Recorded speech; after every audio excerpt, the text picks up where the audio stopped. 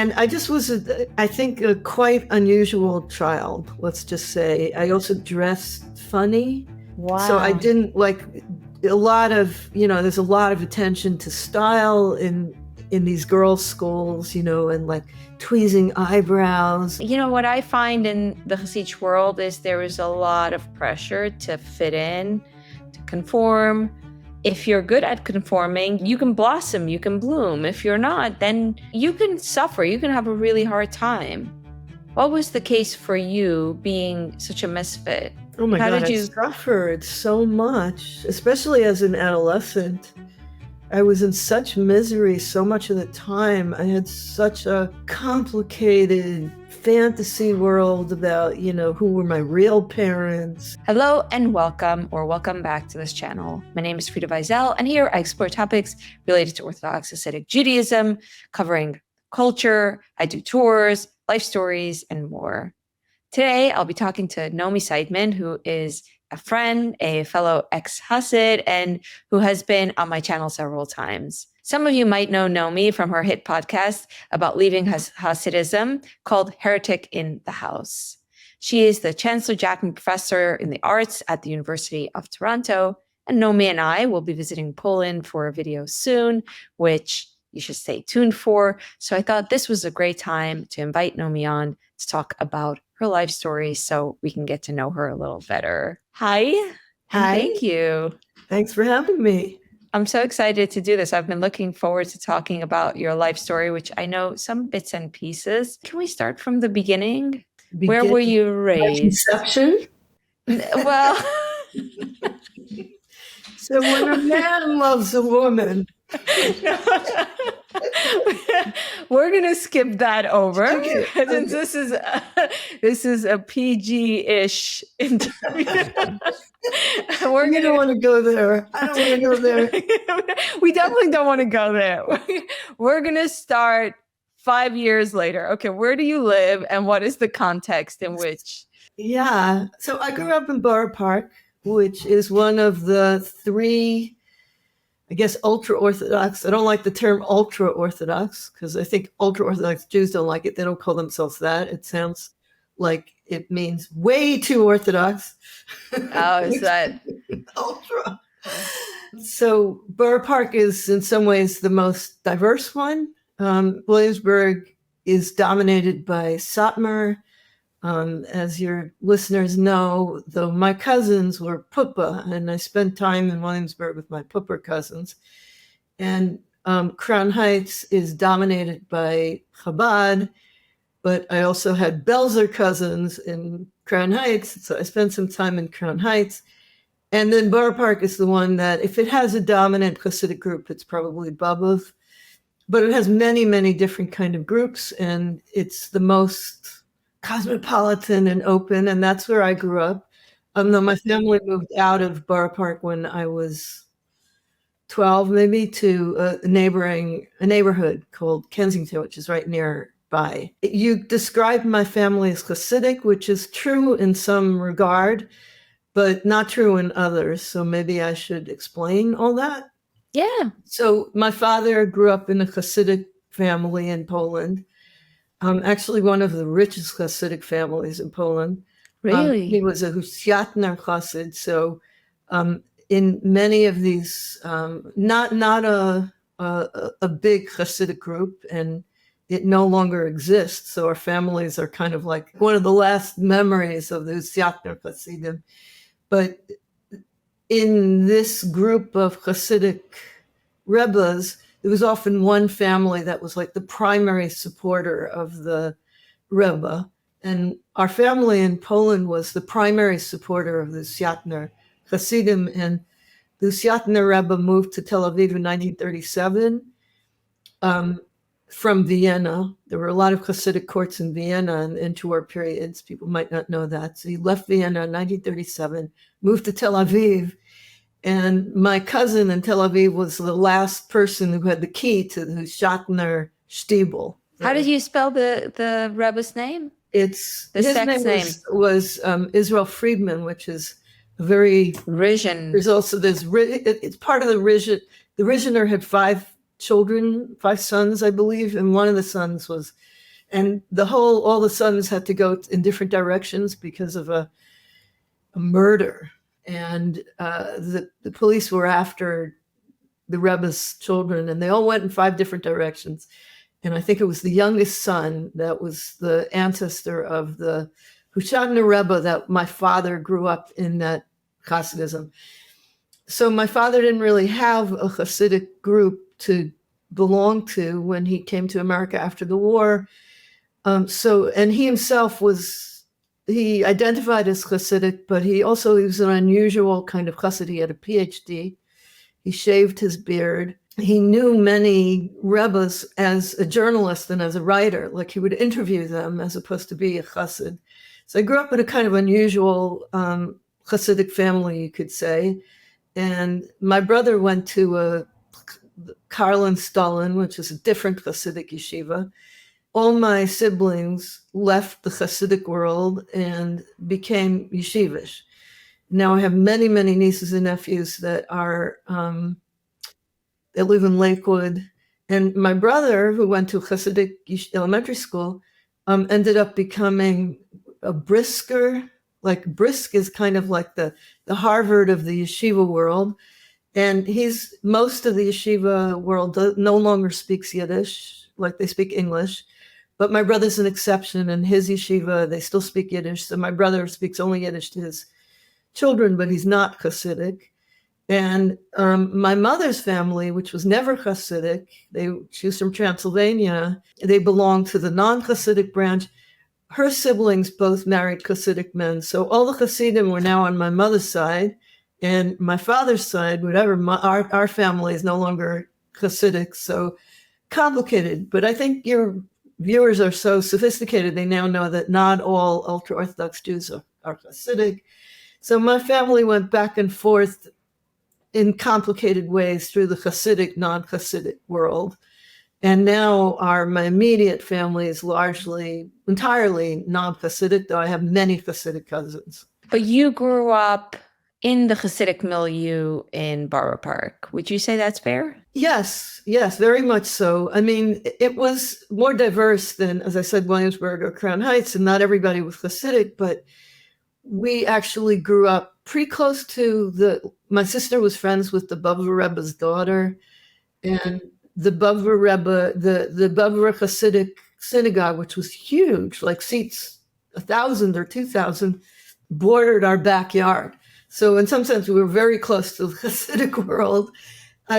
And we even knew the Rebbe and his family, and I was friends with the Rebbe's daughter. My sister was even better friends with a different daughter of the Bavur Rebbe. So we were definitely in Hasidic milieus. I taught I was a summer counselor at a Hasidic day camp. But we weren't, as I said, it was an unusual family. My father was different from almost anyone around him. I mean, and it wasn't just that he had a PhD. It was like well known that he had a PhD and that he was a writer. He was a kind of celebrity. We didn't have money and we didn't have, I don't know, the things that people have in Boro Park kind of, even though he grew up with a lot of money, there was no money left and he never took any money from like the German Holocaust reparations. But he was a Dr. Seidman. People always called him Dr. Seidman, which was very confusing because most of us just knew doctors as the children would in the bungalow colony would say, "Is he going to give me a needle?" Wow. Which is what we called getting a shot. He's going to give me a needle, the doctor. But my father was so sweet. He loved children so much that they understood that he wasn't going to give them a needle. Wow. Aren't you Dr. Seidman now? I'm Dr. Seidman too, yes. Are you going to give me a needle? Nobody calls me doctor, though. No.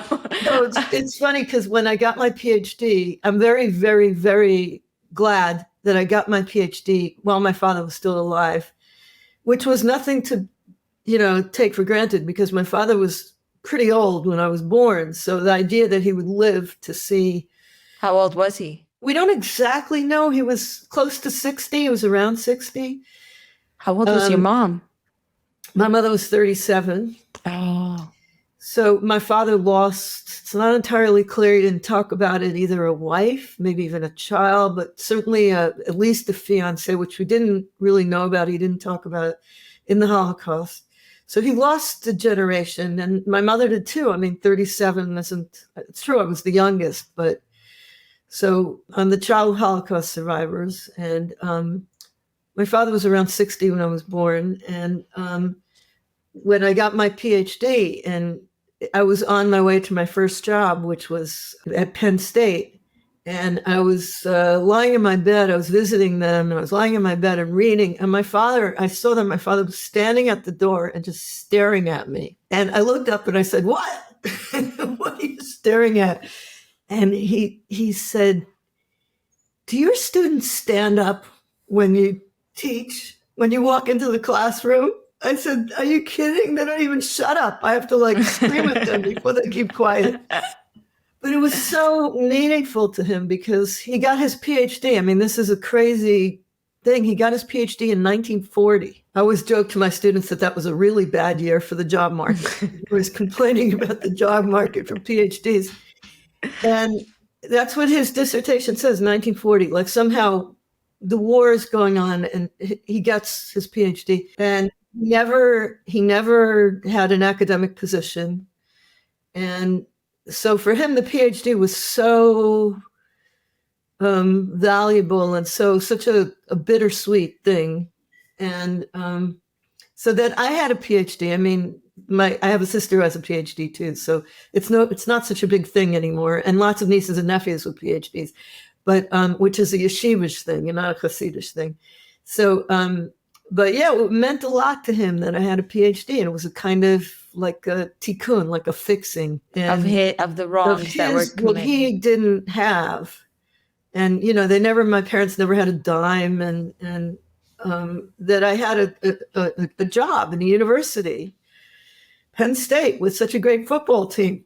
Were you from at the time? Were you religious at the time? No, I left the religion behind at 18. I left my house, and that was it. I never looked back. But I visited my parents periodically. Till the end of my mother's life. I have at least one sibling that's not on speaking terms with me, but my parents always were, and they didn't exactly understand my life, but they welcomed me and they were proud of me.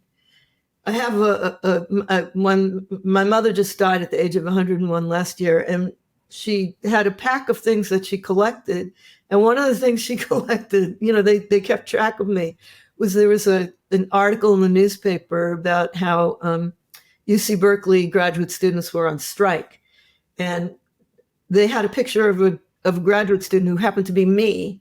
And I was sitting like in boots and, like, I don't know, those boots I used to wear, kind of hiking boots or whatever they're called, those like lumberjack boots, and cross-legged on a table. And that was the picture that they took. And my parents had it, along with all their other things they were collecting about my life. Sweet. So they were certainly, it was devastating and upsetting for them, and that I left the Orthodox world. But they certainly were proud of my academic accomplishments. Wow. Something that's really interesting. I know we haven't talked about being 5 years old yet. I know, that's fine. We're flowing. Something that's interesting about your life story, particularly for me as someone who sort of collects stories, I'm interested in people's stories and how they fill out the general narrative of how things change, is that you are from a pre-time from when we started to hear the stories of people who left, right? So can we ask when you were born? I was born in 1960, so I'm 65. I just turned 65. I left in 1978 when I was 18. Got it. And there were very few stories of people leaving. I heard a few. I heard rumors of people leaving. I mean, in some ways, I'm sort of halfway between the period, let's say people who were born in the 40s and the 50s, maybe. There were lots of those people who left. Many, many, many, I think. I would imagine that people who survived the Holocaust and didn't want to be religious anymore were like, that's it. First of all, there was the whole generation of people who had given up on Orthodoxy after the Holocaust. And I think even people who remained Orthodox had a period of not being sure that they wanted to keep being Orthodox. And even my parents, there's a picture of my parents in Paris when they were dating. And my father has his arm around my mother and he's not wearing a yarmulke. You know, I don't know what the story is, but it's like, I think it wasn't clear to people that Orthodoxy would continue. And if it continued, what would it look like? And so I think my father was in that, you know, I think he always kept kosher, he always kept Shabbos, but what American Orthodoxy would look like and how, you know, what it meant to be Orthodox, it was still unclear in those years. And my parents were like very unusual Orthodox Jews. I think we lived in Boro Park, but, you know, especially my father, was older than most of the other parents around and way more worldly. My father had a radio show. He had a desk at the UN, the United Nations. And he went back and forth between the world of Boro Park and the world of Manhattan. I think he often didn't wear a yarmulke when he was in Manhattan. And then he came back to Boro Park and was like, and everybody knew that he was a little different, you know. So, and it wasn't that we weren't kosher or that we weren't, and, you know, we were Yiddish speaking, but there was just a kind of difference about the family. My father knew poetry. My mother was interested in poetry. They both had this kind of, I don't know, worldliness. They loved opera. They would listen to the opera. And they weren't the only ones in Boro Park. The other thing is that Boro Park was like anti-Zionist, including my school, Bais Yaakov Boro Park, which my father was on the board of, was anti-Zionist. And my father was was Zionist, was like an openly Zionist person and, you know, against the rules. And we were harassed for it. You know, the Satmar Hasidim would harass my father. They'd call up my mother and tell her there's a terrible accident and my father was dead. You knew that they did things like that. Wow. It feels to me, not to get sidetracked, because I really want to talk about your life, but it feels to me that the time after the Holocaust, the people who survived and made the decision to become part of the Orthodox enclaves, let's say in Brooklyn, that they were much more radical than what people are like today. Like, I cannot imagine that happening today. Yeah. So my father and my mother also, like there were a lot of things that they were very clear that they weren't going to be going along with in the Orthodox world. They would make fun of the Orthodox world, they would, even while they were part of it. So, for instance, just random associations. My father was in the Jewish Defense League. He was one of the first members of the JDL, and I joined him in it because it was fun and wild. And I could talk about that a little bit. But also there was a woman in our neighborhood who had converted. What is the Jewish Defense League? Oh my God, I guess I'll start by talking about that. It was an organization founded by Meir Kahane in the late 1960s. Oh, okay. And it was a kind of, I didn't even know that it was right. I thought it was left. I was like confused about the spectrum. And it was a kind of Jewish self-defense. I mean, they marched down the street yelling, "Every Jew at 22." And I also marched down the street yelling, "Every Jew at 22." And I didn't know what a 22 was, but I said it anyway. And suddenly it was like, Jews have to stand up for themselves. They have to fight. I got into street fights. Like, I remember being on a fight on a bus. How old were you when you got into these things? Maybe 11, 12. And I had an underground newspaper in my school. And my father thought all of this was very cute. My mother was worried about it.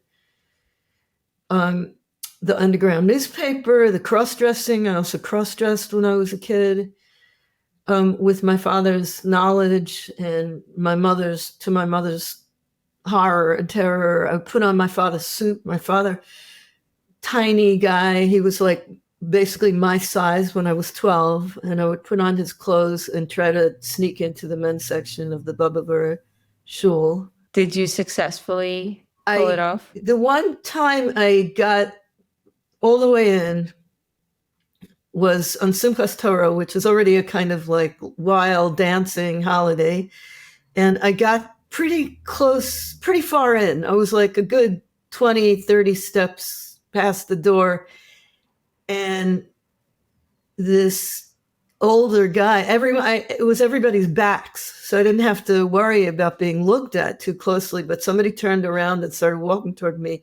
And as he walked by me, he went, "You're not fooling anyone," which is what I say to my tiny little dog when she barks. If you weigh 10 pounds, no one's going to be scared of you. Anyway. It worked on you better than it works on the dog. Exactly. So, yeah, I understood that look, and I turned around and I walked out, and there were, at the edges of a lot of these Hasidic scenes, there's like the rebels and the single people and the divorced men and the alcoholics, and there's always like the people who don't fit in. So I ended up going to a party with a bunch, cross-dressed, like at the age of whatever, at that point, I think I was 15, with a bunch of these, renegade Hasidim, and in somebody's attic apartment in Boro Park. So that's as close as I ever got to passing. I see. It's very interesting that many of the stories of women who leave involve a desire to be part of the male spaces, which makes sense because that's where the parties are. That's where the party is at. So I also just totally didn't relate to being female. Like I think if I were much younger, I'd be non-binary or trans or something. Because even though I have hair, I'm basically just could never identify as female. And I remember I wrote this paper for high school on like how beautiful it is that we menstruate and we could have children. And I think my teacher, this is another example of somebody noticing how full of shit I am. She's like, "Really? I don't think so. I don't believe this." And she was really right. She like caught me, like I don't believe a word of it. I was so non-identified as female that I actually was surprised that I got my period. I thought I'd be exempt. I thought it was like, that won't happen to me. Yeah, I hear you. I guess non-binary is what I sort of am, but it's like, I've lived a lifetime as she, so go ahead, call me she. I'm one of those people. Do you not relate to the experience of women and womanhood after a lifetime? I've tried. I mean, I do academically, but it takes an effort. I didn't want to. I mean, in some ways it's like, so what does that mean? I grew up in a world full of girls, right? This extreme sexual segregation. I didn't, really know boys at all. And in some ways, gender doesn't exist in those worlds. Like the world is just entirely female, and you don't have to think about being a woman. It's like, only exists when there's two genders. Yeah. But otherwise, you're just whoever you are, a person. But people understood I was a freak. I mean, my mother understood I was a freak. I was a freak in all kinds of ways. That's so cruel. Why would you talk about yourself like that? Are you comfortable saying that? That I'm a freak? Yeah. Or are you like do you think it's generous to yourself? I teach in a university these days. Like my students are all queer. Every single one of them. No, not every single one of them, but many, many of them are queer. And I almost feel like it's saying that I'm queer is like what I should avoid doing so I don't step. I mean, I'm married to a man. I have a child, born, the usual way, conceived and born the usual way. So I don't want to step on like queer identification by saying, boy, we've gotten pretty far from orthodoxy. But wow, this life story is taking a life of its own. But yeah, this idea of not knowing what gender I am or not feeling deeply identified as a woman goes way back for me. But I think it's not that uncommon. I've actually, I think the first time I took LSD, I forgot whether I was male or female. Very interesting. And I didn't, I'm allowed to talk about LSD. And I didn't know which bathroom to go into. I was at a concert, and I thought I had to think about it. And I decided, I think I'm a woman. And I went into the women's room, and there were all these women putting on makeup in front of the mirror. And I said, "Oh, excuse me." And I walked out again. So that's how confused I am about gender. Wow. There's so much to discuss here about gender because I relate to a lot of things about women not liking to be women. But I feel like ultimately I came to a place where I think differently from you in the sense that I feel a connection to womanhood, and I feel like my discomfort with womanhood was born out of the lack of privileges that came with being a woman and the expectations on women that I didn't like.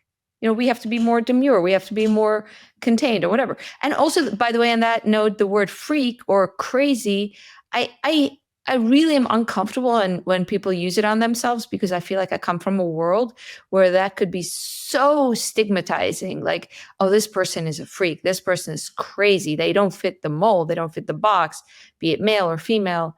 And that makes me like so uncomfortable. It's almost like you're empowering such a negative narrative. I appreciate that. And maybe I have to think about it more when I'm not Zooming with somebody, but I'll avoid it for the rest of this conversation. You can say whatever you want. You can say whatever you want. I recognize myself as different. Certainly some of it was just about the privileges that boys had. It was open. First of all, I came from a family with 3 girls and 1 boy, and the boy was like prized. And he didn't have to do chores because he was the boy. And on the other hand, he was like in yeshiva from morning till night. And I didn't envy that. And I was also very, very close to my brother we shared a room till he turned 13. Wow. My parents didn't have enough money for everybody to have their own room. And we didn't even have like a room. We slept in a I slept in a fold out chair, and he slept like in the living room. Yeah, my parents were like super poor. Your father had a seat at the UN and a radio show. That didn't generate income, all of these positions? So my father had, he was the Yiddish press correspondent at the UN. He had a press card, which I still have somewhere. And he wrote for a few Yiddish newspapers. He wrote nonstop. And I would hear my mother in Yiddish like arguing with the editors that he hasn't gotten paid for months. Mm-hmm. These newspapers, they were like fly-by-night operations. My mother, when I was a teenager, got a degree in bookkeeping, and she got a job at a factory as a bookkeeper in a factory when she was happy for the first time. She loved working. She loved getting out of the house. And there were 2 bookkeepers in this factory, and the other one was this gay Hispanic guy who was her best friend. And she talked about him all the time, and she's worried he should settle down, he should find a nice boy, and etc. Wow. Yeah. Seriously? My mother. That was the 1960s for your mother. I mean, this is already 70s. The 70s. But she supported the family after that. So my father was a writer, but it was like, it wasn't lucrative, let's just say. And so my parents, struggled financially, but they never saw themselves. I mean, they struggled financially, but we were filled with pride for being like, okay, we had no money and we lived in a, whatever, but we, there was my father's PhD, and we were intellectual, and our house was full of books. And so we had that. And that was more important. And I'm still that way. I mean, I now have plenty of money, at least for me. I guess for other people it isn't. But I still like have that, people talk about sexual orientation. And I say, I'm not attracted to anyone who makes a lot of money. For me, it's like $20,000 a year is the cap. Right. That's my sexual orientation. Good thing you're married already, because it'd be a mess on the dating scene for you. Yeah. But it was So like my mother said the same thing. She wanted to marry someone interesting. She wanted to marry someone intellectual who would always, and who would always have interesting guests to bring home. And we did. We had fascinating people come to our house. And I met Golda Meir when I was, I think, 6 years old, and all kinds of other people. And my father was busy getting chained to the gates of the UN and getting arrested, and so it was a intellectually interesting environment. And I was very close to my father, also my father and my brother, my sisters and my mother not so much. It took me a long time to reconcile myself to the females being part of their gender. Wow, that's very interesting. I've heard your story, bits of your story of growing up and going to Bais Yaakov. I never heard anything even remotely about, for instance, meeting Golda Meir and how incredibly marching to his own beat your dad was. I did know that he was an intellectual and that he was a doctor. What did he have a PhD in? His PhD was in Jewish economic history, which sounds dull, I agree, economic history, but it was very charged at that time because the Jews were accused of being parasites, economic parasites on the Polish economy. That was the excuse for the anti-Semitic boycott. So you had to deal with all that. And my father also had a touch of socialism in him. So there was a socialist Orthodox party that my father had a lot of sympathies for, even though he himself wasn't a member for complicated reasons. But there was a certain kind of, so the Orthodox political world that my father was very involved with in the interwar period in Poland, the Agudas Yisrael, which is kind of the world political organization of Orthodox Jews, it had a socialist branch. And along with the socialist branch, it also had a kind of like maverick left, like where all the people, the artists and the poets and the feminists, let's call them, Bais Yaakov, I would say, is associated with this left. And my father felt very comfortable in that kind of maverick left. I don't mean left in terms of politics necessarily, even though the socialists were in there, but just left in terms of they weren't so square, they were unusual. And that was my father's friend group. So my father's friend group was I already talked about the renegade Hasidim who get drunk and party. There's also a kind of high culture dimension where you have the people who they're not necessarily in leadership, or they're the Balei Tshuva, the people who have come back to Orthodoxy. So those are the people we would have at our house. What was your everyday life like as a child in this really interesting milieu? Like, don't talk about when you were 5, when you were old enough to remember and have a consciousness about yourself. I remember 5 pretty well. So my parents were, older, as I said, and they were Holocaust survivors. A lot of my friends' parents were younger, sometimes American born. So my parents were well known as the most lax parents around. We almost never got hit, sometimes my mother would get really mad and chase us around the dining room table, but she generally couldn't catch us. My parents were for whatever reason, my father was hard of hearing. He'd be typing at the dining room table. So our house was kind of like the place that it was well known you could get away with anything. Mm-hmm. So it became a kind of, first of all, there were kids everywhere. So just in our block, we were the heart of Boro Park, 47th between 15th and 16th, right? 48th is the Bubba Street. And there were, 40, 50 kids, within a year or two younger and a year or two older, that were just always out on the streets and always in the backyards and from one house to another. And when people wanted to snack or they wanted to get away with doing something crazy, one of the things we did is we developed an indoor baseball form of baseball that we played indoors. And the only house where you were allowed to play, not allowed, but no one could stop you, was our house. Oh no.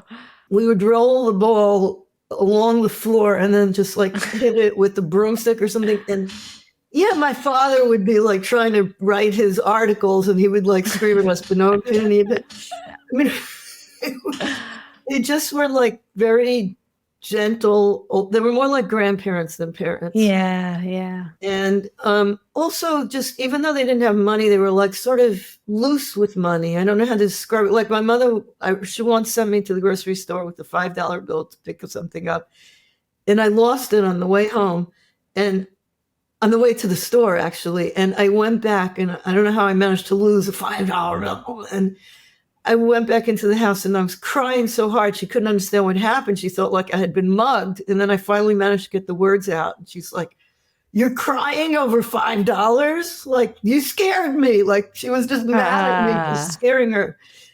Like, she would never, like, it would never be. So there was just this feeling of, I don't know. My parents were unusual. There was just this feeling that other parents were stricter. And also with money, my mother just really didn't enjoy cooking. And she would, like, she'd cook for Shabbos. That was like the big thing. We always had exactly the same thing. And that was it. And then the rest of the time, she was like depressed when I was growing up. She'd be talking to her sisters in Hungarian or her mother. And if we said we were hungry, like there were basically two choices. You could like raid the pantry yourself, and basically what was in the pantry was cans of things, and we would take the can and we would put it on the stovetop and turn it on, and the paper would burn, and then you would sit down at the dining room table and you take a spoon, and that was your dinner. Oh no. Green beans or corn? I like beans. Like pinto beans. Pinto beans. So I would have like a can of pinto beans for dinner, and that was like supper, as we called it. I mean, she cooked like a few times a week, but a lot of times it was like, go get pizza. So we would go, my brother and I would just run to pizza. And then when I was a teenager, I worked at this kosher restaurant around the corner. It was like a kosher Chinese restaurant. And it was like, oh, just get dinner there. And so it was a kind of, I don't know, like to say that our parents, my parents like loved, I mean, there was so much love, but it wasn't like strictness or attention or, it was unusual. It was an unusual, and I would say a kind of laissez-faire approach. And certain things like really made an impression on me. My parents like asking me for forgiveness before Yom Kippur. I don't know if your parents did that. I think so. So definitely, yeah. Every year you asked for forgiveness by your parents. And it was so clear that my father, you know, it was an old man. Like it's not like he looked young. And there's this line in one of the songs you sing around the Shabbos table, Atik Yamim, which means ancient of days. And every time we sang that line, Atik Yomim, my brother would like elbow me. And my father, so old. Everyone was always saying, "Is that your grandfather?" I see. And it was very embarrassing for me. But yeah, he was a character. I mean, he was a character, and he was famous for blocks around. I don't know what famous means in the Orthodox, but people go, "Oh, Hillel Seidman's daughter." They still sometimes say it. People still sometimes remember. Yeah. I've heard it also. People have said that Naomi is Hillel Seidman's daughter. Right. Doctors are like, Hillel Seidman? Wasn't he killed in August? I'm like, no. Hillel Seidman is someone else. So Hillel Seidman, yeah.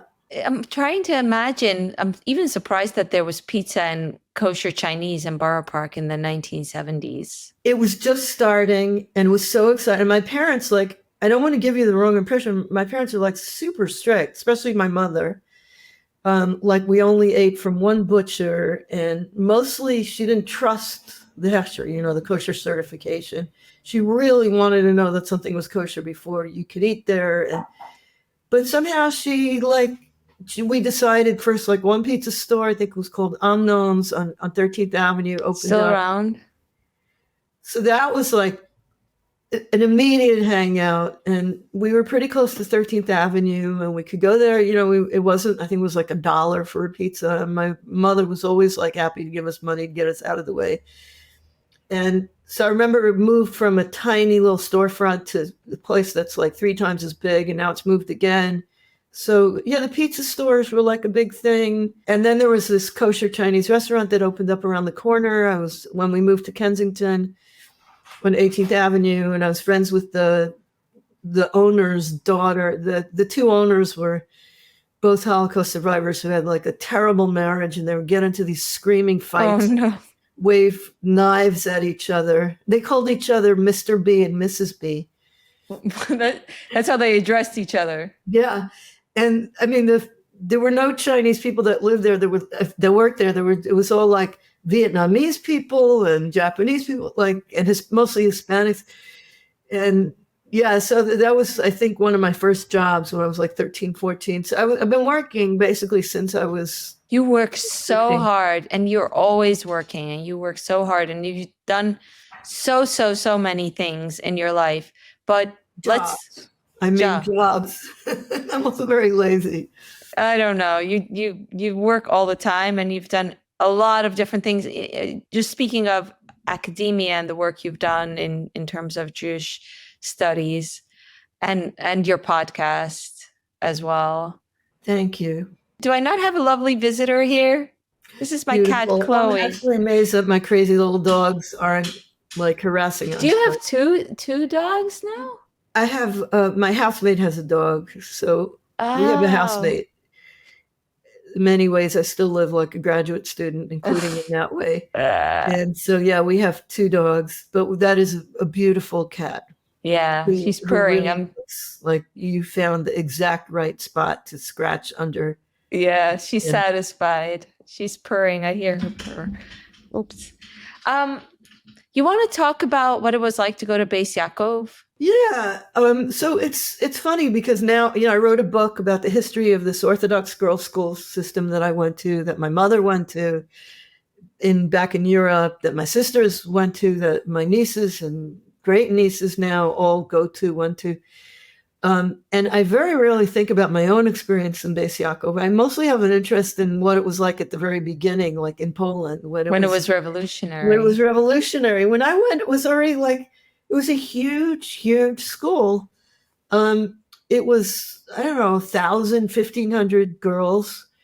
And it was, now now they have 2 buildings. So, and then it was still like these outbuildings. Like 5th grade, we were in this, like basically an apartment. They couldn't fit us in the main building. But there were 5 tracks.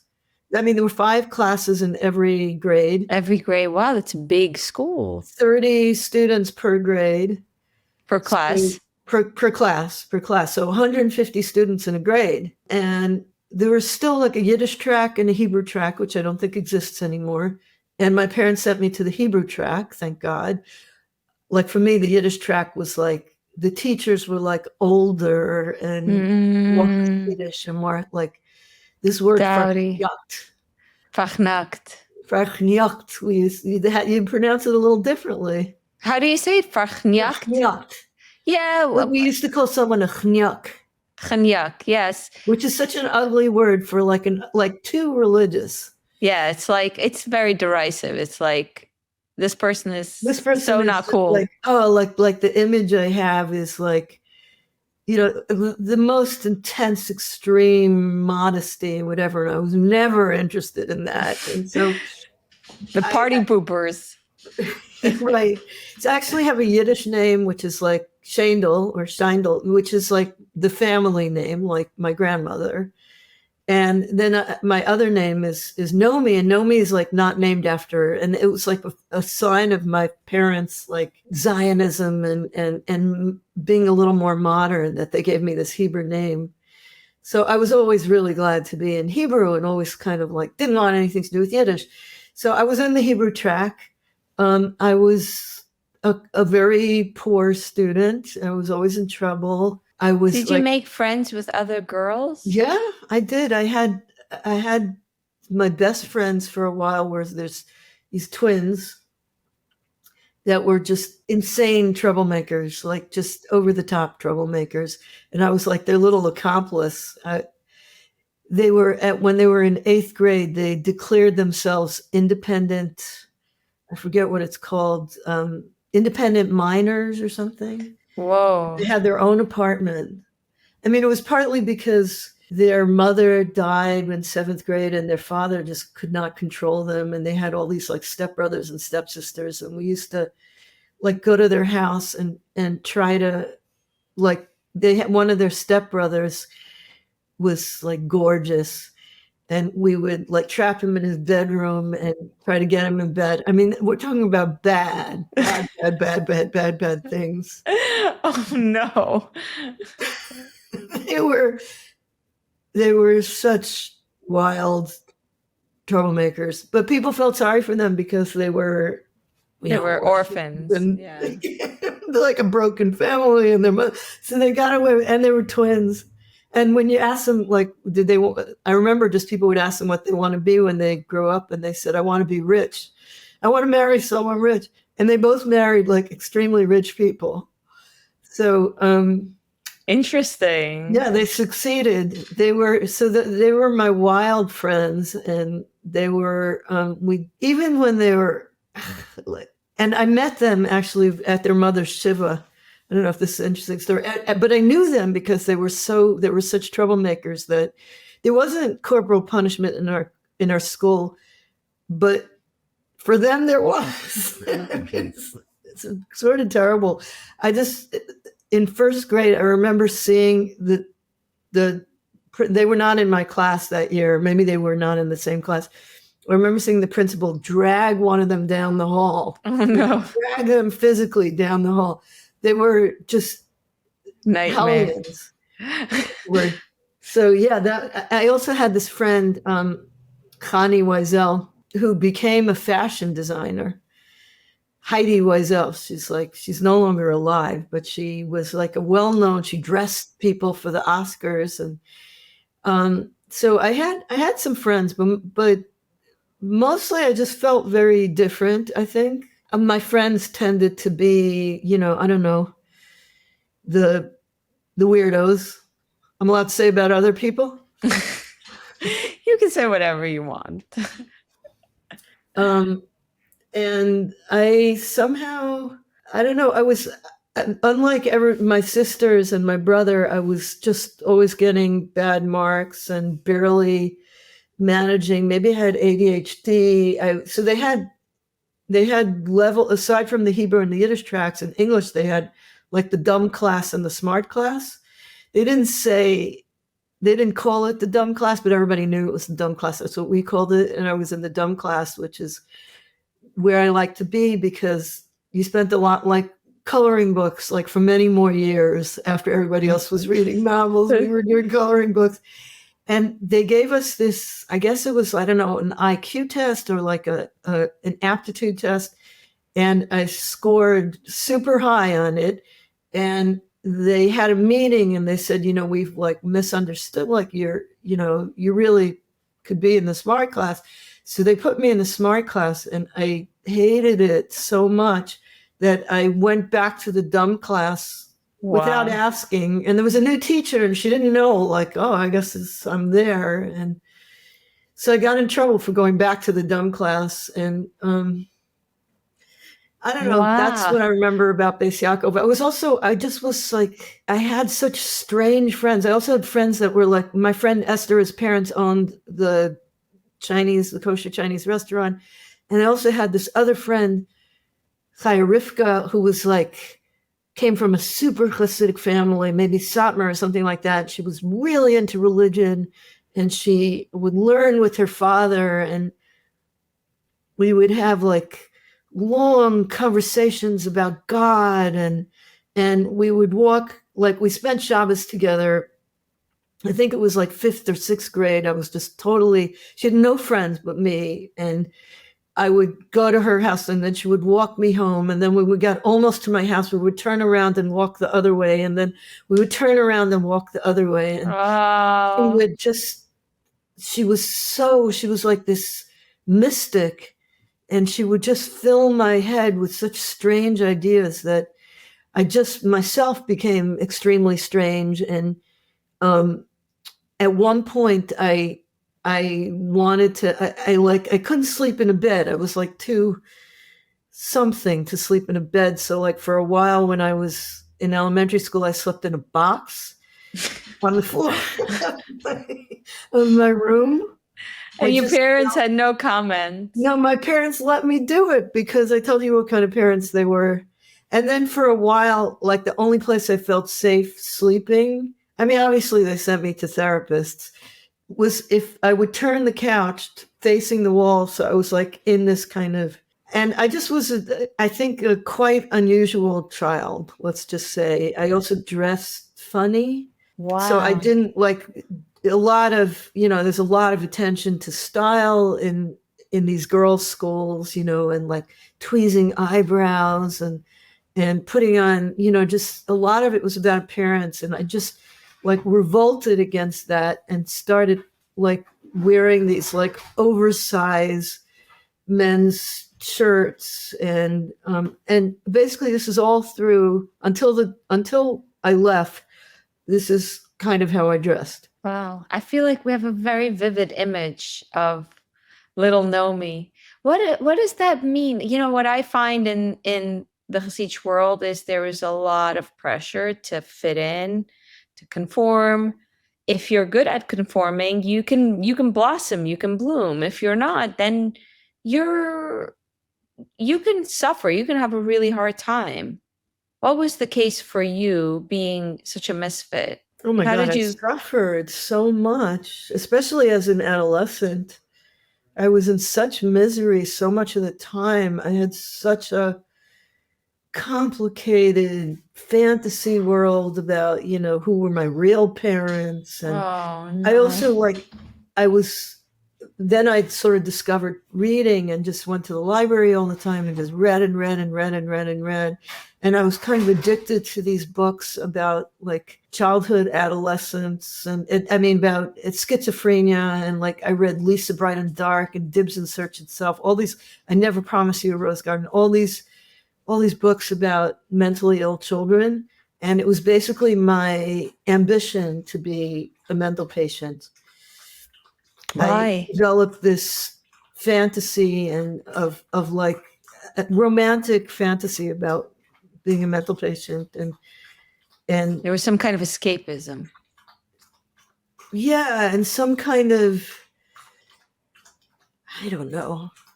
I remember in 8th grade, my nickname was Abby Hoffman. Abby Hoffman was this hippie leader of some sort, student. So it was like clear. I was like a hippie. I was like and the other thing I was going to tell you about is that my parents accepted into our family, quote unquote, this woman who converted to Judaism. And she wanted to marry a Hasidic guy. And even though there's not supposed to be prejudice against converts, there is, as you know. And she needed a kind of family to adopt her and to seem like we're the family, or we're her family. So when I was a teenager, we got this kind of new member of the family who was a convert to Judaism. And she was kind of in some ways my savior because she was like inside, outside. And even though she had converted and she ended up marrying a Hasidic guy, even though she had converted and obviously, chosen this life for herself, she was so devastatingly funny on how like crazy Orthodoxy was. Wow. And how like insane my family was. And so she was like a lifeline to me. Wow.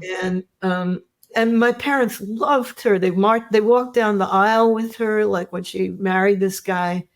So what happened to her in the end? Like later, did you stay in touch? She died very, very young, suddenly, like of a heart attack when she was, I think, in her 40s. But she was basically considered me her sister, came out to visit me in California.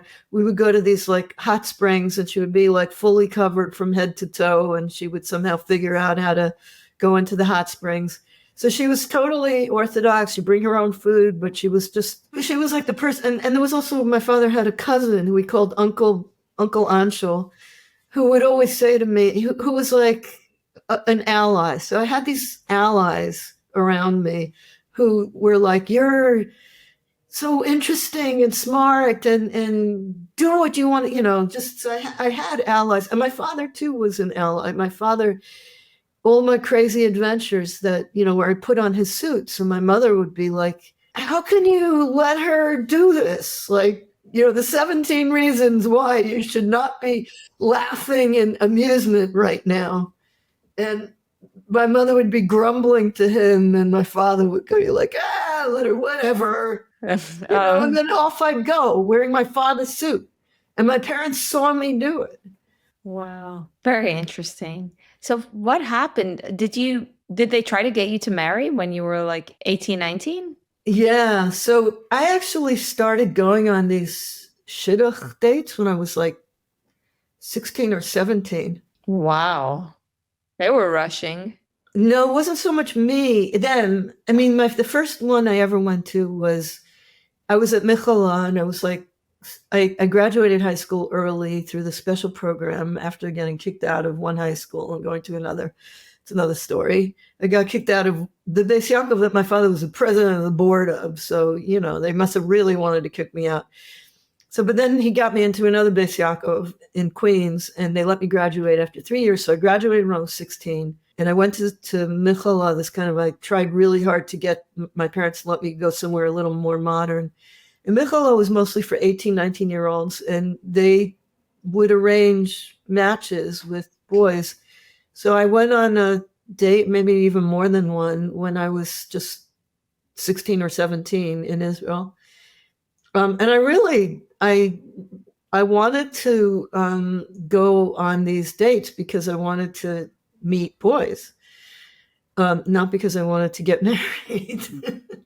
And then when I came back to Brooklyn, also a couple of shidduch dates, which at this point it was like a yeshivish type shidduch date. So they would come pick you up in the house. Maybe the first time it would be in the living room or the dining room. But then you would go to a hotel or I don't know. I'm trying to remember. I once went to a movie. I actually went to see Annie Hall when it came out on a date with Baba Verchassid. Wow, that's funny because there's a scene in Annie Hall. I don't know if you've seen it, where Woody Allen turns into a chassid. He imagines himself next to the guy wearing that hat. Anyway. But I was also at this point like hanging out with my brother-in-law had gotten involved with Shlomo Carlebach, this sort of hippie rabbi who was putting on these concerts. So I was like going to those things. I was actually meeting boys on my own. And by the way, because I was such a gender freak, everyone just assumed I was a lesbian, including my mother. Really? And the reason why I know this, that my mother assumed I was a lesbian, was it's in my whole life, people have more or less assumed I was a lesbian. So, and sorry, I got allergies. So I have this cousin in Tel Aviv. I told you he's the one with the key to the Husyatner study house, which is now houses 500 cats or something like that. Anyway, he decided he wanted to marry me, which is really crazy because he's my first cousin and my second cousin. Okay. His parents are first cousins. That's how it is in the Hasidic world. Not so much anymore, I think, but okay. Right. So in mine, it's like, sure, marry your first cousin and your second cousin. And he came to Brooklyn I met him when I was in Michala, and then he came to Brooklyn to ask my parents if he could marry me. And my mother's response was, "You want to marry Naomi? Are you gay?" Wow. That's how you found out that your mother thought that you're gay. Yeah, I think so. I mean, that's how I made sense of it. Like, she didn't see me as like, why would a man be interested in me? And clearly I can't be. So I had this like weird thing of like intense interest in men and identification with men at the same time. Like I had to be taught in college to be a feminist and identify with my sisters, I just wanted to be around men. I wanted to get to know them. I wanted to have sex with them. Like it was just all part of the same crazy sexual orientation. But how it looked to others was that I'm obviously gender something.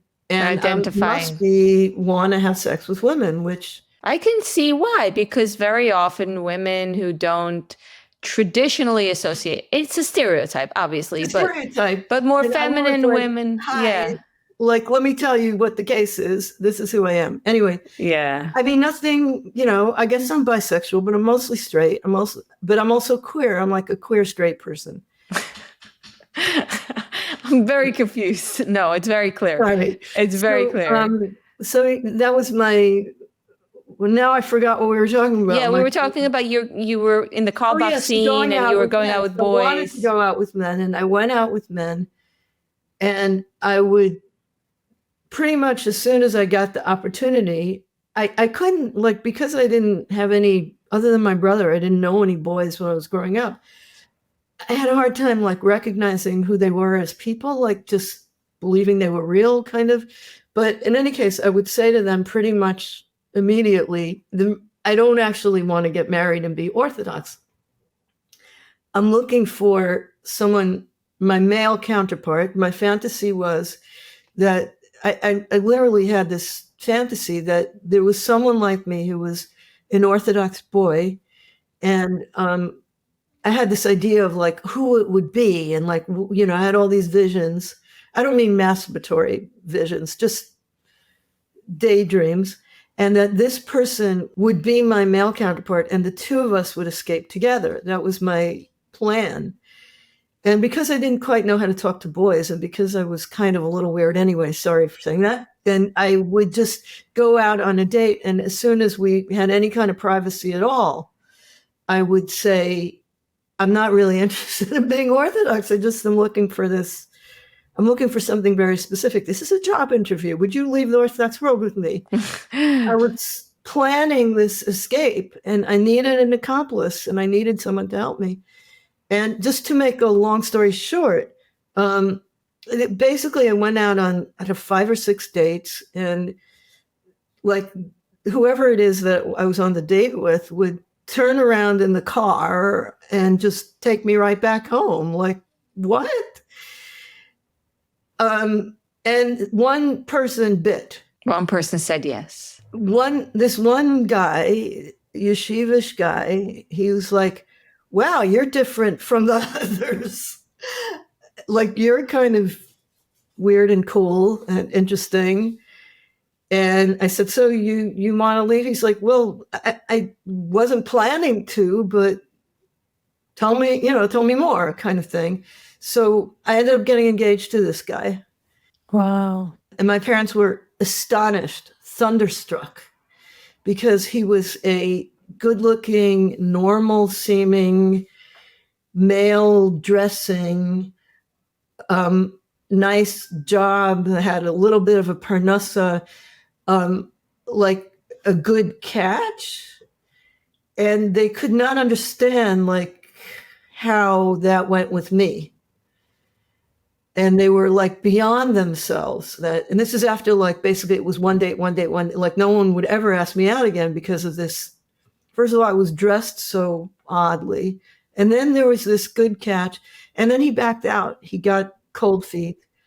But first he persuaded me to get engaged to him. Wow. He said, we don't have any money. We'll get a whole bunch of money, and then we'll go to California. Like, that was my plan. We were going to go to California. Wow. So basically, it got to, like, a few weeks before the wedding, and I realized that he had screwed me over, and that they don't just let you leave. Like, we were looking for an apartment. I'm like, an apartment? I don't want an apartment. I want a bus ticket.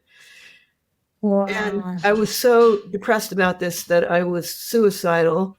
Wow. I was like, I'd rather die than. I just remember we were, like, on the Staten Island ferry. I also wasn't attracted to him. And I also realized he believes in God and is terrified that it's Elul, it's like before Yom Kippur, and he won't hold my hand because it's before Yom Kippur. And he really is religious. And it was just like, and there was just nothing I could do. And I felt like I had been trapped and I had made a terrible mistake. And then you were very clear that you didn't want to get married, like, to yourself. So clear. I had been scheming to escape for years and years and years. And I thought I had found the path. The route. And suddenly an engagement party and look for, how it is. They don't just like, here's the cash, go be an adult.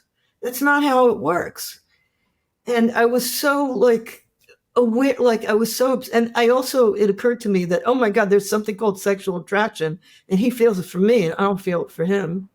Like I couldn't have said it in those words because I didn't know what sexual attraction was, but whatever, like, it was a totally weird mismatch and 17 different levels, and it was about to happen. And I was thinking I would kill myself rather than do this. And then I thought, well, if I'm ready to die, then what am I afraid of? And I just left my house. Wow. So that's my crazy escape from orthodoxy story. Did you tell your parents at some point? Like, no, I walked out in the middle of the night. How old were you? I was 18. I always thought the legal age for runaways should be changed to like at least 30 for Orthodox. Because boy, did I need services. I mean, I needed footsteps. I had nothing. Yeah, there was nothing. There was nothing. What did you do? Where I did you didn't go? even know another person who had left. I mean, in my general environment, I had heard stories. There was nothing. And there was, so I had a pretty crazy 6 months that followed that, but I escaped. Where did you go? Where did you go that night?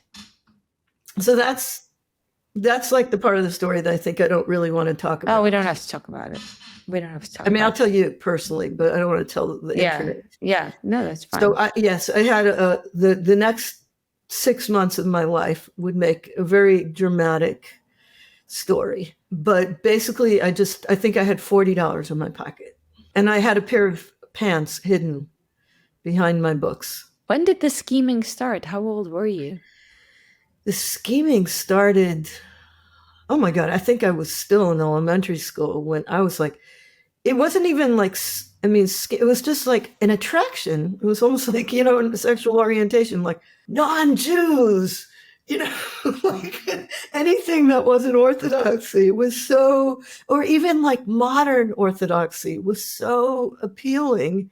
And anything that was ultra-orthodoxy was so gross. I felt so guilty because now I'm like, I was, you know what I mean? I was like prejudiced. But I just was so like, reading books about what it was like to be, like a normal American girl and go to Girl Scouts and have a dog and eat a donut. Like it was all so appealing to me.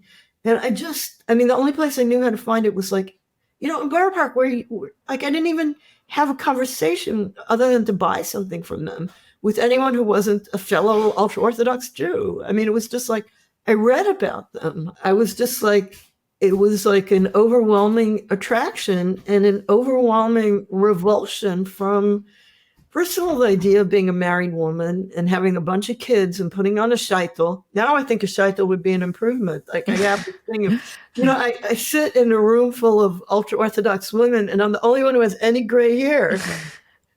And they're like in their 80s. They also have any friends either. They're like gorgeous, like loud. And anyway, that wasn't how it was when I was 18. It was like everything that was, it's kind of embarrassing to say, but everything that was good and appealing and exciting and was in the secular world. And everything that was like ugly and stifling, and I literally feel guilty saying that. But yeah, no, that's very how I felt. Yeah, no, I totally hear you. I actually find it really interesting that you use the word attraction because it resonates with me. I also feel like I had this attraction. My eyes lit up at anything from the outside. And, there'd be this like kicknish. Don't look. It's not nice. It's right. Yeah. And I was I remember my magnetically mother, holding her hands over my eyes. Yeah. And this like primal desire to look and to see and to be pulled to it. Would you say, having joined that space, that the attraction was an illusion, or would you say the attraction was something innate and real calling to you? Yeah, in some sense it was an illusion. But in some sense, it wasn't. I mean, I still have, like, I go back to Brooklyn, and now I'm doing research, and I have an academic take on, the Orthodox world, and I find it interesting. And I went on your tour, and let me learn something about this environment. It's all so interesting. Like, on this level, like, but part of me is still like, the part that's the emotional part. It's like, I go, even sitting Shiva, like, I managed 2-3 days of sitting Shiva, and then I couldn't take it anymore. I was like, I felt when your mother passed. When my mother, yes. And it was like a little bit of just the revulsion. I mean, I remember, just getting like a tray full of kosher food, and like getting to the airport and just like immediately dumping all the food, and like wearing skirt, like it's all just like, I can't take it. It's not like and every once in a while there's like, could I go back? And I realized that revulsion is so powerful in me. I mean, it's so deep. And I just, like, at the same time, I don't want other people to feel it. I don't want to contribute to anti-Semitism. And I don't want to romanticize, what I thought there was out there. I mean, I had these dreams of moving to California. I now live in California. Like, I know it's not the hippie paradise that I thought it was. And hippies anyway are just obnoxious people. I have to know a bunch now. I mean, I don't have any illusions anymore about the secular world. On the other hand, it's like more than I hoped and dreamed, that I could find a life, that I could, as I say in my podcast, monetize my unhappy childhood, that I could take, that I could write books, that I could, nothing's stopping me, Orthodox women from writing books, but that I still get pleasure from the freedoms that I exercise after all these years. No, if you find your place, that is such an amazing gift. Also not like I have a friend here in Berkeley. We always talk about how it's a college town. People come and go. I've had friends of mine or colleagues die, and then they're buried here. And I'm like, wow, buried here. Like, this is where you are permanently. It always feels like it's not a real place. Like, everybody's temporary. Wow. There's no community. You know what I mean? About a place where people come and go. And then I think, community, that's back in New York. That's like the Jewish community I left. But it wasn't that. I mean, maybe I romanticized that too. Everything wasn't so high-mish all the time. It wasn't, I was in a huge overstuffed classroom where the teacher didn't even know whether I was supposed to be in the classroom or not, right? So, and I was lonely a lot of the time. So, like, what home is and where community is, it's not like I feel like I have it here. Even though I've been living here for so long, and I teach here and people know me, I'm kind of like a professional Jew. So it's funny that I am. Like, for years I'd be like, do I want to have a Seder? And then I have a Seder, and I'm like the rabbi of the Seder, because nobody else in the room can even figure out what a Seder is, or they barely know. And I have like you know what I'm talking about? You're the expert in the room. So it's almost like you're called upon to speak for the religion how did that happen to me? That's kind of funny. Yeah. I remember my brother saying, like, you get paid to teach Jewish studies? He thought that was very hilarious. It is and it isn't. Yeah, it is and it isn't. I get it. Do you want to share, so we can wrap up, because you need to go, what you're working on right now, besides giving Seders and being a professional Jew? So I'm, as always, I have so many different projects in the air, but what are some of them? I'm still working a little bit on the Orthodox girls' school system, Bais Yaakov. I'm actually making a documentary film that's partly based on my book with Pearl Gluck, who's another escapee, exiter from Bais Yaakov. So I still work on my website a little bit, not as much as I should. I just proposed another research project, which is writing a history of the New Testament in Yiddish, called When Jesus Spoke Yiddish. So one of my fields is translation studies, especially Hebrew and Yiddish. So kind of a follow-up of my work on Freud and Hebrew and Yiddish translation. This is Jesus in Hebrew and Yiddish translation.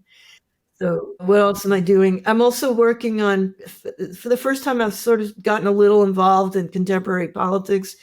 I'm working on immigration and translation. As a translation studies person, I'm interested in the use of, there's a Hebrew verse in the Bible that says, "Be kind to the stranger, for you know the heart of the stranger, for you were a stranger in the land of Egypt." So I'm interested in the use of that. First of all, the translation from Hebrew into Greek, into English and other languages, and what the word stranger means and how it appears in contemporary political discourse. So I think it would be called something like migration, translation and migration from Exodus to the Mexican border. So when things are going on that are so intensely political and I have an academic angle on them, then I feel like I should get that out. So this is something that I started working on in the first Trump administration when I saw people holding signs with that verse on it. And I thought, oh, that's so interesting. This is, not only is it a translation of a Hebrew verse into English, but you hold it up sometimes in Hebrew and sometimes in English, but also it itself is a kind of translational biblical verse because it says, "You once were strangers, so now be kind to other strangers." So that itself is a kind of connection between the past and the present. What you were in the past, you should be in the present. Translation is a kind of movement from the past into the present. And the "be kind to the stranger, for you are a stranger" is understood to continue to mean something today. You who were strangers at Ellis Island should be kind to strangers at the Mexican border. So how it is that certain passages of the Bible seem eminently translational, I guess I would call it, and what the connection is between the movements of people and the movement of language. So that's one project that I have in mind. I'm sure I'm forgetting 3 or 4. I guess I have a kind of academic ADHD. Yeah, no, it's good to. And we're going to Poland. We're going to so I Poland don't know together. what that is. Yeah, that's going to be a lot of very interesting. I don't know about fun because we have an Airbnb 6 flights up without an elevator. So yeah, well, we'll get we'll get very firm bums. Or we'll end up in the emergency room, probably more me than you. We're not winding up in the emergency room. In advance, we're agreeing on that. What about a memoir? Are you working on a memoir? So a memoir, I have such complicated feelings about a memoir. I know it's such an OTD thing to do. And I thought I'm on sabbatical this year. I thought maybe this would be the year. I don't know. I find academic work less anxiety provoking. Like in some ways, why write academic scholarship? Nobody reads it. Nobody cares. But somehow it's like much, much easier for me to do. And I do get rewards for it, you know, a little raise every time I publish something. I mean, not really, but a little bump in the world. Is that what it is? Like a notch in your belt. Like Google Scholar rating. I see. Well, I still, I mean, I have pages and pages of memoirs, so maybe one of these days. I do too, but I don't know that one of these days. Well, you're already out there. I've heard you do your memoir. You produce. It's a beautiful way to do it, to just read it. Oh yeah, I've read some things on YouTube. Yeah, maybe I'll do more. Maybe we'll do some memoiring while we're in Poland. No, probably we won't have a minute. We won't have a minute. We'll have to go to a retreat to do a memoiring. I love that. I would love that. Okay, let's put it out there. Whoever wants to host us. Absolutely. All right. I'm looking forward. Thank you so much, Naomi, for this. And I'm looking forward to our trip to Poland. What do you look forward to most? The festival is such an exciting, interesting phenomenon. I'm really looking forward to introducing you to the person that I think of as your Polish counterpart. The person who does tours of Jewish Krakow. So I think it'll be really interesting to be in Krakow with you and having a tour with her, which is one of the things I'm looking forward to. I'm just looking forward to, it's always so amazing. You know how you go someplace and like you don't even have a minute to write in your diary because it's just from one thing to the other and you keep bumping into people and you don't know. It's just like life in its grandest intensity. And that and that it should be happening in Poland. And it happened to me the very first time I was in Poland. It was like, oh my God, so many interesting people, so many interesting conversations. My book about Bais Yaakov started in Poland because I started talking to these Bais Yaakov girls who I didn't know, who were strangers, in the Jewish quarter of Krakow. So just the way you travel is kind of like this interesting way of seeing parts of yourself that you don't see when you're in your everyday life. So I think that's what I'm looking forward to, and I'm hoping it's even better than I'm selling it to you now. It's going to be wonderful. Well, thank you so much. I look forward to it. Thank you, Naomi, for sharing so candidly. Thank you so much for having me. Oh, it was a pleasure. And thank you to the listeners on the podcast and the viewers on YouTube, and to everyone. Bye-bye.